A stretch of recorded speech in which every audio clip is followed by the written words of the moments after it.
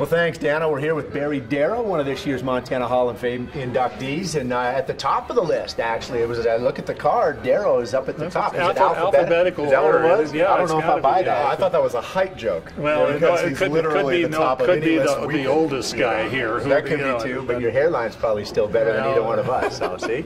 No, hey, we're all the same family. Hey, by way of CMR, and then the Montana Grizzlies, and then the Cleveland Browns.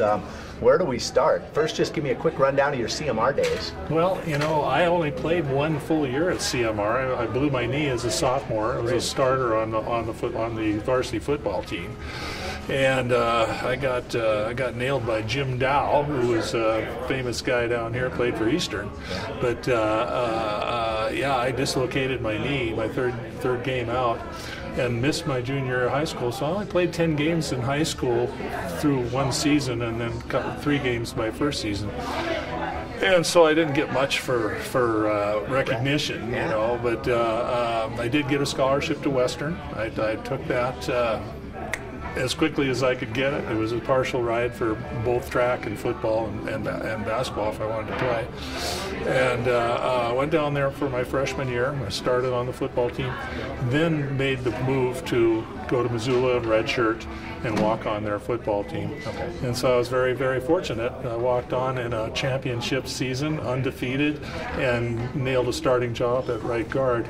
And the rest was history at the University of Montana, because the next couple of years we were not as good as that 1970 season, but still myself and Steve Okanowski were anchoring the right side of the line, so we were still picking up a lot of yards, but we weren't playing a lot of defense, so we weren't winning all our games. But we got a lot of recognition there as college football players. We were All-American and All-Conference, and I stress that offensive linemen don't do it by themselves. Right. They've got guys on both sides of them, and it takes a team. Absolutely. It's not just a single guy that does it. Well, and you're still living in Missoula, and so talk about the championship in '95. Were you living there then, or did you go watch that? I was, and there was a time, roughly 12 years after I quit playing football, that I didn't watch it.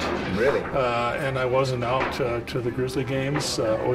I wanted to be a hunter. Okay. So when I first started, not playing football and being here full time in Montana, I learned how to be an elk hunter. Okay. And that took a good 5 years to get my first one. And then from then on, I did a lot of hunting during the fall, so I didn't really go to the games.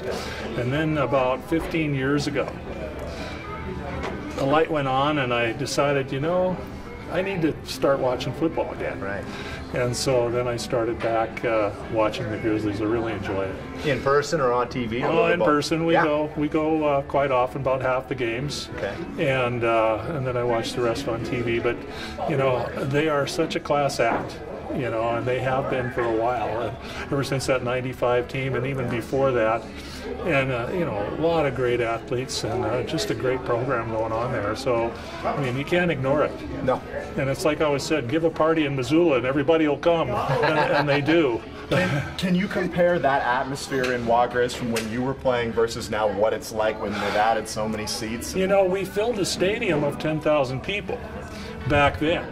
And that was the old Dornblaser Stadium that's out there on South Higgins in Missoula. It's still there. They use it as a track facility now and a softball facility. And it was pretty Spartan for the day. I remember I brought 2 players from Cleveland back to Missoula one year to go bear hunting. And we drove by the stadium. They said, "Oh, what's that, the high school stadium?" I said, "No, that's where I played my college ball." They said, "You're kidding." Yeah. Well, one of them was from Illinois, and the other one was from Ohio State. Oh, really? And, Ohio State sits 105,000. Yeah. And I don't know how much Illinois does, but probably close, right. 80 or so. Yeah. And so they were just shocked. Man, you came a long ways in the NFL. Yeah. And I said, well, doesn't it smack to you that, you know, basically a guy from Montana is playing on your offensive line with an Illinois graduate, a USC, an Ohio State, a Duke, and then Montana? Yeah. How did he get here? We came a long ways to get here. Absolutely. Yeah. What about your time with the Browns then? Kind of talk about from when you were picked up by then. Well, you know, I started out with the Chargers. I was drafted by the Chargers in '73. Okay. And I was one of the last guys in the draft. I was 447 or 445 out of 447 drafted. Wow. But I was drafted. Yeah, you you know, were. that was a cool thing. Not even Mr. Irrelevant. No. And so anyway, I went to San Diego, and the old knee thing hit me again. It wasn't the same knee. I hit my right knee in a scrimmage. Actually, I was blocking Ron East and Deacon Jones. Ron was an alumnus of the Montana State University and played with the Cowboys, and he was at the Chargers at the time. So anyway, I had to sit out camp. But in that first 2 weeks, I had impressed the coaches enough that they sent me to a semi-pro league back east, kind of kept me under wraps for a year. I went back to San Diego that year. They tried to sign me. And Forrest Gregg, who was my offensive line coach, grabbed me and he said, I'm going to be somewhere else next year, and I'd like to take you with me. Right. And I thought, you know what? You don't get a better offer than that, especially from a guy the caliber of Forrest Gregg. So I went to Cleveland the next year, and by the next year I was starting at right tackle for the Cleveland Browns. So that's, long story short. Yeah. Who were some of the guys on that team? On the Browns team? Well, Reggie Rucker, Paul Warfield, Ozzie Newsome, Greg Pruitt, Brian Sipe, Mike Pruitt, Clay Matthews, Senior. Joe Jones, Walter Johnson, Everybody but Jim Brown. Gerald Irons. Yeah. Oh, we had a great team. Yeah. We really did. And we finished the bottom of the AFC Central most of the time, but it was at the time when Cincinnati was going 10-4, Houston was going 10-4, Pittsburgh was going 10-4 and winning Super Bowls, and we were going 9-5. And we were, you know, we were basically in a tie game with Pittsburgh every damn time we played them, and they beat us every time. How do you feel now? I mean, there's talk this offseason that the Cleveland Browns are the AFC North favorites They're now. the team to beat, man. I'm finally touting the Browns. I've been so ashamed all these years. You know, they have just not gotten it together. But with Baker Mayfield and some of the receivers that they've got a real solid team. They're fast. They're young. I think they're going to be okay. Final question. Just talk about this event and being inducted into the Montana. This is great. This is beyond my wildest dreams. You know, you don't start out to be a football player thinking you're going to end up in a Hall of Fame, you know, of any kind.